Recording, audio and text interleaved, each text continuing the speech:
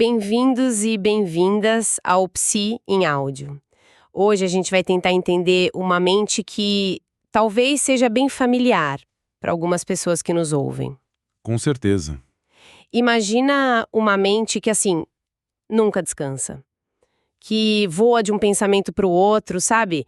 Como um pássaro meio assustado que nunca pousa. Uhum. Uma mente tão cheia de ideias, de emoções, de planos caóticos que o silêncio se torna assustador. Sim, a ponto de precisar de uma distração constante, né? O fone de ouvido na fila do banco, a TV sempre ligada em casa. Exato, só para não ter que encarar o que pode sair desse silêncio. É com essa descrição, que é muito vívida, que o médico Gabor Mate nos convida a sentir como é viver com TDAH. E é exatamente essa experiência que está no centro da nossa conversa de hoje, baseada no livro Mentes Dispersas. É uma obra que virou um marco por uma razão muito simples e ao mesmo tempo revolucionária. Que seria? Ela propõe uma perspectiva diferente e muito mais compassiva sobre o transtorno de déficit de atenção e hiperatividade. O Mate nos convida a parar de olhar para o TDAH só como uma falha biológica, uma doença, e a começar a ver como uma história de desenvolvimento. Uma consequência das nossas primeiras experiências de vida, né? Exatamente, uma consequência compreensível. E o que eu acho que torna a abordagem dele tão poderosa é que vem de um lugar muito pessoal. Ele mesmo foi diagnosticado com TDAH já adulto, os 3 filhos dele também. Sim, ele viveu isso na pele. Pois é, então a nossa missão hoje é justamente desvendar essa perspectiva, como que ele conecta o transtorno a algo muito mais profundo que a genética pura. A proposta dele é que o TDAH surge de uma dança delicada e às vezes dolorosa entre uma predisposição de nascença e o ponto crucial, o ambiente emocional em que a pessoa cresceu.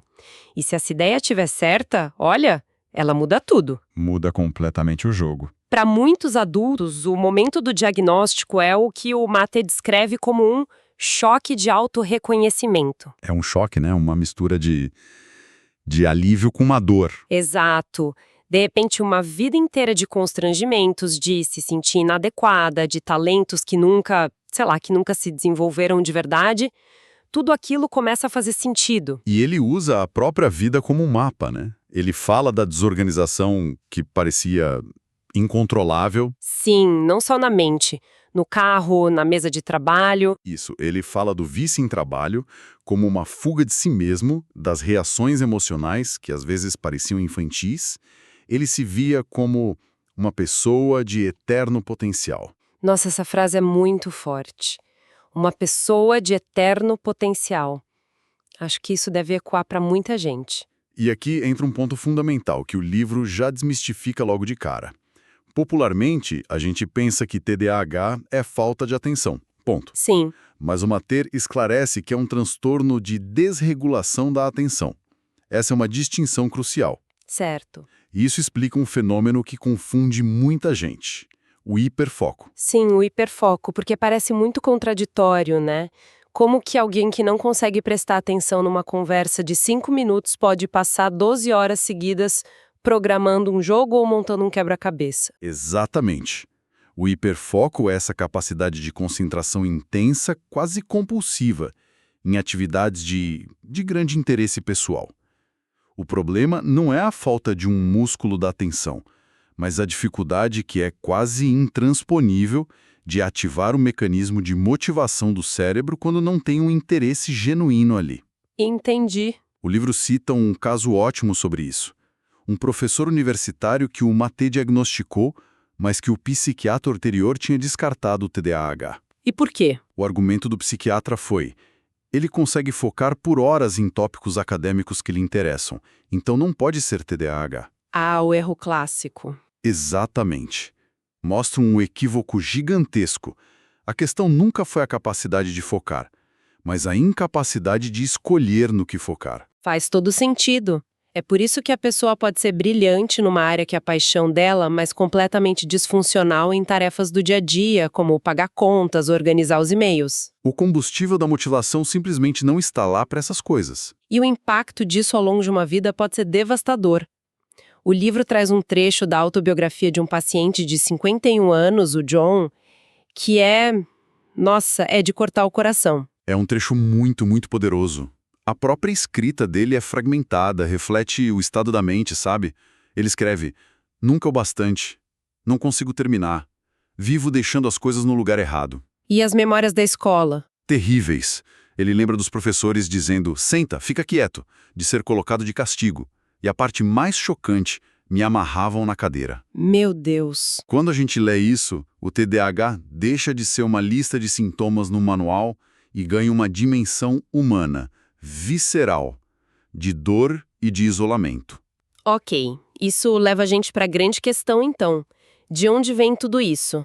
Se não é só um cérebro quebrado ou falta de força de vontade, qual é a origem? O Maté descarta a ideia da genética ser o único fator. Ele não descarta, ele a reposiciona.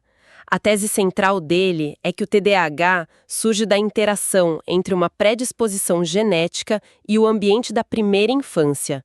Mas o fascinante é como ele redefine o que é herdado. Como assim? Segundo Maté, o principal fator genético não é o transtorno em si, mas um temperamento de hipersensibilidade. Hipersensibilidade. O que isso significa na prática? Que a criança é mais chorona ou sensível? É mais profundo que isso. Significa que a criança com essa predisposição nasce com terminações nervosas emocionais mais expostas, digamos assim. Ela é como um instrumento musical muito bem calibrado, que reage de forma muito mais intensa aos estímulos do ambiente. Especialmente ao estado emocional dos pais, imagino. Exatamente. Especialmente dos pais e cuidadores. Ela não tem aquele filtro que outras crianças talvez tenham. Entendi. E a história pessoal do próprio Gabor Maté que ele conta no livro parece ser o exemplo perfeito disso, né? É o exemplo mais poderoso. Ele nasceu em Budapeste, em 1944. Nossa. Os pais eram judeus, e ele nasceu só 2 meses antes da ocupação nazista da Hungria. A mãe dele, no diário, conta que, poucos dias depois da ocupação, ela ligou para o pediatra desesperada porque o bebê Gabor não parava de chorar. E o que o médico disse? A resposta do médico foi: vou logo avisando. Todos os bebês judeus que tenho atendido estão chorando sem parar. Uau, isso é devastador. Um bebê não sabe o que é um nazista, não entende a guerra, mas ele sente. Exatamente. Ele absorve a ansiedade, o medo, a tristeza da mãe. Ele sente isso no tom de voz, na tensão dos braços que o seguram. O estresse dos pais se torna o mundo interno do bebê. E isso nos leva a um conceito muito importante que o livro explora. Sim, o de que o ambiente de cada irmão nunca é o mesmo crescendo na mesma casa. Certo. Não é sobre a casa física ou a comida na mesa. Não. É sobre a atmosfera emocional invisível. Um irmão pode nascer num período de calma, enquanto o outro chega num momento de crise financeira, de luto, de conflito no casamento. Essa atmosfera, nos primeiros anos, que são críticos para o desenvolvimento do cérebro, é o que pode ativar ou não a predisposição ao TDAH. Certo, então temos uma criança hipersensível, nascida num ambiente emocionalmente estressante. Mas como exatamente essa combinação afeta o cérebro? Como que essa experiência se transforma nos sintomas que a gente vê no TDAH? É aí que a neurociência entra na história. O Maté usa uma analogia brilhante para o córtex pré-frontal, que é a parte do cérebro responsável pela atenção, planejamento, impulsividade, o nosso CEO interno. E qual é a analogia? Ele diz que, no TDAH, o córtex pré-frontal é como um guarda de trânsito que pegou no sono. Um guarda de trânsito que pegou no sono. Gostei da imagem. E quando esse guarda dorme, o que acontece no trânsito da mente? O caos se instala. Não é só a atenção que se perde e voa para qualquer lugar. É a incapacidade de frear uma resposta emocional, de pensar nas consequências antes de falar, de organizar os pensamentos para tomar uma decisão simples. O caos é interno e se manifesta em tudo. Em tudo. E a questão é, o que faz esse guarda se desenvolver bem ou pegar no sono? A resposta do Maté está em uma palavra: Sintonização. Em inglês, attunement. Espera um pouco. Sintonização? Isso soa como algo que a gente faz com o rádio. O que isso significa na relação entre pais e filhos? É uma ótima analogia. Sintonizar é exatamente isso. É uma conexão emocional fina, inconsciente e em tempo real entre o cuidador e o bebê. Acontece principalmente através do olhar, do tom de voz, da linguagem corporal. O autor explica que o cérebro direito da mãe, o lado mais emocional, programa o cérebro direito do bebê, que está em pleno desenvolvimento. É um diálogo não verbal que regula o sistema nervoso da criança. Então você está me dizendo que a forma como uma mãe ou um pai olha para o seu bebê pode literalmente moldar os circuitos cerebrais da atenção e do autocontrole? Isso é impressionante. É exatamente isso. A importância dessa interação em tempo real é tão grande que o livro cita o experimento da dupla TV. Como funciona esse experimento? Nele, bebês interagiam com suas mães felizes através de uma tela, ao vivo, e ficavam contentes. Mas quando os pesquisadores mostravam uma gravação da mesma mãe, feita 1 minuto antes, mesmo ela estando sorridente, os bebês ficavam profundamente incomodados. Angustiados. Porque faltava a sintonia, a dança do momento a momento. Exato. Faltava a resposta sintonizada, a sintonia não estava mais lá. Faz todo sentido. É por isso que o Maté faz aquela reformulação provocadora da sigla TDAH. Em vez de transtorno de déficit de atenção, ele sugere que poderia ser TDS. Transtorno de déficit de sintonização. Exato.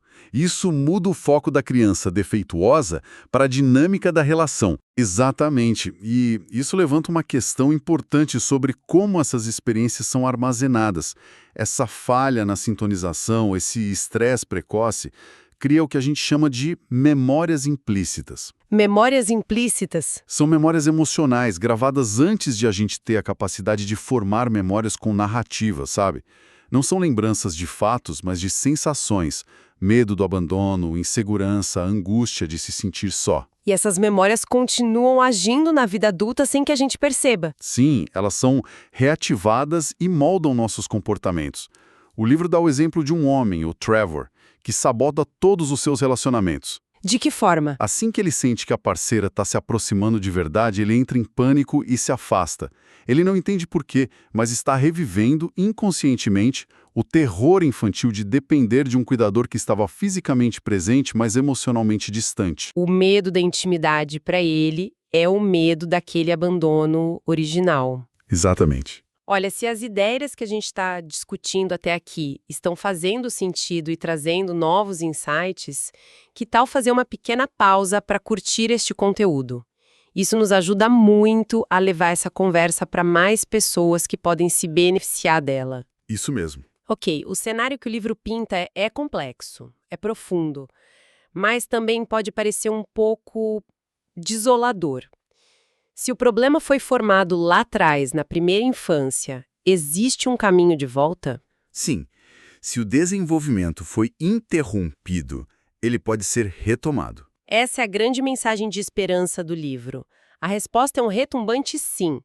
Como o cérebro é plástico, ou seja, capaz de criar novas conexões ao longo de toda a vida, o desenvolvimento pode ser retomado em qualquer idade. Então a cura, na visão dele, não é sobre consertar um cérebro com defeito, mas sobre criar na vida adulta as condições que faltaram lá no início. É um processo de desenvolvimento, não de conserto. E como seria essa abordagem na prática? Imagino que seja diferente para crianças e para adultos que já carregam essa história por décadas. Exatamente. Para as crianças, o foco não deve ser em consertar o comportamento delas, mas em fortalecer a relação com os pais. O trabalho, na verdade, é dos pais. Certo. Isso significa fortalecer o vínculo, praticar o que ele chama de olhar positivo incondicional, que é ver a essência da criança além do comportamento difícil. E um conceito muito interessante que ele traz é o de entender a contra-vontade. Contra-vontade parece um termo para teimosia. Sim, mas ele o ressignifica. Quando uma criança pequena diz não ou resiste, não é necessariamente um desafio à autoridade. É um instinto primordial de proteger sua identidade, que é frágil e está em formação. Entendi. Forçar a obediência a qualquer custo pode ser prejudicial? Pode quebrar esse instinto de individualidade que é essencial para a vida adulta. A chave é se conectar com a criança por trás do não, em vez de entrar numa batalha de poder. E para os adultos? Para alguém que já tem 30, 40, 50 anos, como se cria essas condições que faltaram? Não dá para voltar no tempo. Não dá. Por isso, o caminho para os adultos é o que o Mattê chama de automaternagem, ou self-parenting. Automaternagem. Gosto do termo. É um processo de se tornar para si mesmo o pai ou a mãe sintonizado que talvez não se tenha tido. É um trabalho ativo e consciente. Mas como isso funciona na prática? Parece algo muito abstrato. Ele divide em passos bem práticos. O primeiro é o autoconhecimento. Mas não no sentido de ficar anos em terapia, e sim de simplesmente notar os padrões, notar a voz interna crítica, notar o impulso de checar o celular quando se sente ansiedade, apenas notar, sem julgar. Ok, o primeiro passo é a consciência. E o segundo? O segundo é a autoaceitação. E isso é provavelmente o mais difícil. Como alguém aprende a aceitar a ansiedade ou a culpa, emoções que a gente passa a vida inteira tentando evitar? A chave, segundo o livro, é aprender a tolerar essas emoções. Não significa gostar delas, mas ser capaz de sentar-se com o desconforto por alguns instantes, em vez de fugir imediatamente para uma distração. Cada vez que você faz isso, você ensina ao seu sistema nervoso que você consegue lidar com aquilo. Você está construindo a capacidade de autorregulação que não foi desenvolvida antes. Exatamente. E por fim, o terceiro passo é criar um ambiente físico e espiritual que nutra a mente. E isso vai desde organizar o espaço físico para reduzir o caos externo, até práticas como meditação e garantir uma boa higiene do sono. Certo. E onde entram os medicamentos em tudo isso? É um tema super polêmico. Uma até contra o uso de estimulantes como a Ritalina? Ele tem uma visão muito equilibrada e compassiva sobre isso. Ele não é contra. Na verdade, ele acredita que os estimulantes podem ser muito úteis. Ah, é? Sim. Usando a analogia anterior, eles ajudam a acordar o guarda de trânsito, permitindo que o córtex pré-frontal funcione melhor. E isso pode dar à pessoa o espaço mental necessário para conseguir fazer todo esse trabalho de desenvolvimento. Então é uma ferramenta, não a solução final. Perfeito. É uma ferramenta. Ele é enfático ao dizer que os remédios não são a cura e não deveriam ser o primeiro ou, principalmente, o único tratamento. E ele defende um ponto crucial, a autonomia do paciente. Mesmo uma criança, segundo ele, deve ter voz na decisão de usar ou não a medicação. Para não sabotar o desenvolvimento da autonomia a longo prazo. Exatamente.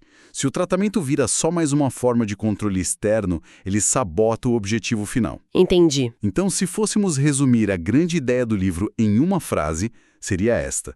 O TDAH, na visão de Gabor Maté, é menos um transtorno genético imutável e mais uma consequência compreensível de uma sensibilidade inata que encontrou um ambiente que, por inúmeros motivos, não conseguiu atender às necessidades emocionais da criança para um desenvolvimento cerebral ótimo. É uma mudança de perspectiva radical, né? Que troca a culpa e a patologia pela compaixão e pela compreensão. Exatamente. É uma visão que realmente nos convida a olhar para nós mesmos e para os outros com mais gentileza. E para encerrar, eu queria deixar um pensamento para reflexão inspirado na própria palavra atenção. Interessante. O Mattê nos lembra no livro que a palavra vem do latim attendere, que tem o significado lindo, esticar-se em direção a. Esticar-se em direção a. Sim, o amor ativo, ele sugere, em sua essência, dar atenção. É se esticar em direção a si mesmo ou ao outro. Uma bela imagem para fechar nossa conversa. Isso nos leva a uma pergunta final para quem nos ouve.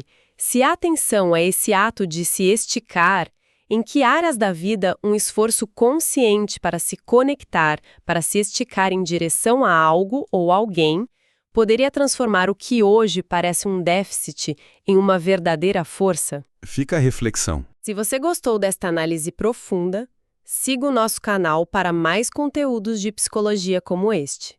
Obrigada pela companhia e até a próxima!